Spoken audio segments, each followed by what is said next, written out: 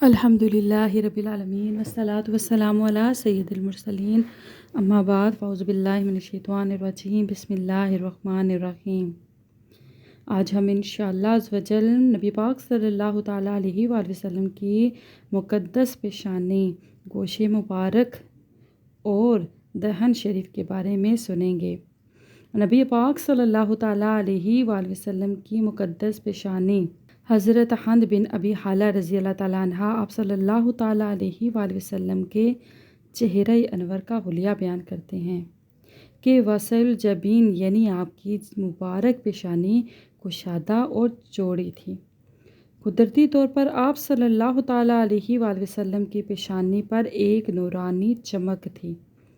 چنانچہ دربار رسالت کے شاعر مداح رسول حضرت حسان بن ثابت رضی اللہ تعالیٰ عنہ نے اسی حسن و جمال نورانی منزل کو دیکھ کر یہ کہا کہ یعنی جب اندھیری رات میں آپ صلی اللہ تعالیٰ علیہ وآلہ وسلم کی مقدس پیشانی ظاہر ہوتی ہے تو اس طرح چمکتی ہے جس طرح رات کی تاریکی میں روشن چراغ چمکتے ہیں۔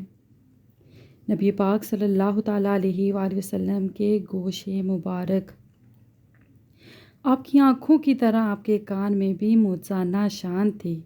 چنانچہ آپ صلی اللہ تعالیٰ علیہ وآلہ وسلم نے خود اپنی زبان اقدس سے ارشاد فرمایا کہ میں ان چیزوں کو دیکھتا ہوں جن کو تم میں سے کوئی نہیں دیکھ سکتا اور میں ان آوازوں کو سنتا ہوں جن کو تم میں سے کوئی نہیں سنتا۔ سبحان اللہ عز و جل۔ اس حدیث سے ثابت ہوتا ہے کہ آپ صلی اللہ تعالیٰ علیہ وآلہ وسلم کے سمع و بصر کی قوت بے مثال اور موجزانہ شان رکھتی تھی۔ چنانچہ آپ صلی اللہ تعالیٰ علیہ وآلہ وسلم دور و نزدیک کی آوازوں کو یکساں طور پر سن لیا کرتے تھے۔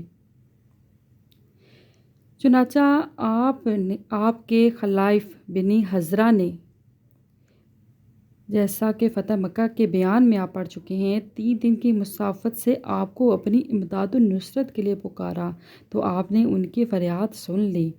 علامہ زرقانی نے اس حدیث کی شرح میں فرمایا کہ یعنی اگر حضور اقدس صلی اللہ تعالیٰ علیہ وآلہ وسلم نے 3 دن کی مسافت سے ایک فریادی کی فریاد سن لی تو یہ آپ سے کوئی بعید نہیں ہے، کیونکہ آپ تو زمین پر بیٹھے ہوئے آسمانوں کے چڑچڑاہٹ کو سن لیا کرتے تھے، بلکہ عرش کے نیچے چاند کے سجدے میں گرنے کی آواز کو بھی سن لیا کرتے تھے۔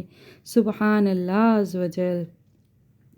دور و نزدیک کے سننے والے وہ کان، دور و نزدیک کے سننے والے وہ کان، کانے لال کرامت پہ لاکھوں سلام۔ صلو علی الحبیب صلی اللہ تعالیٰ علی محمد و صلی اللہ تعالیٰ علیہ وآلہ وسلم۔ نبی پاک صلی اللہ تعالیٰ علیہ وآلہ وسلم کے دہن شریف حضرت ہند بن ابی حالہ رضی اللہ تعالیٰ عنہ کا بیان ہے کہ آپ صلی اللہ تعالیٰ علیہ وآلہ وسلم کے رخسار نرم و نازک اور ہموار تھے اور آپ صلی اللہ تعالیٰ علیہ وآلہ وسلم کا منہ فراغ، دانت کشادہ اور روشن تھے۔ جب آپ صلی اللہ تعالیٰ علیہ وآلہ وسلم گفتگو فرماتے تو آپ کے دونوں اگلے دانتوں کے درمیان سے ایک نور نکلتا تھا اور جب کبھی اندھیرے میں آپ مسکرا دیتے تو دندان مبارک کی چمک سے روشنی ہو جاتی تھی۔ سبحان اللہ عز و جل۔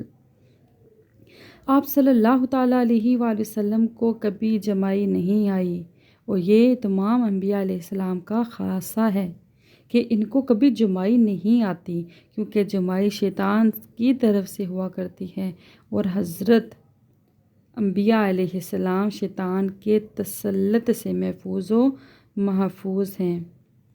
بے شک وہ دہن جس کی ہر بات وہی خدا، وہ دہن جس کی ہر بات وہی خدا، چشمہ علم و حکمت پہ لاکھوں سلام۔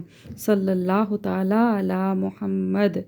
آخر میں اللہ تعالیٰ سے دعا ہے کہ اللہ پاک نبی پاک کے صدقے، نبی پاک کی رخسار کے صدقے، نبی پاک صلی اللہ تعالیٰ علیہ وآلہ وسلم کے مبارک کانوں کے صدقے ہم سب کو نیک کام سننے اور نیکی کی چیزوں کو دیکھنے اور اس پہ عمل کرنے کی توفیق عطا فرما۔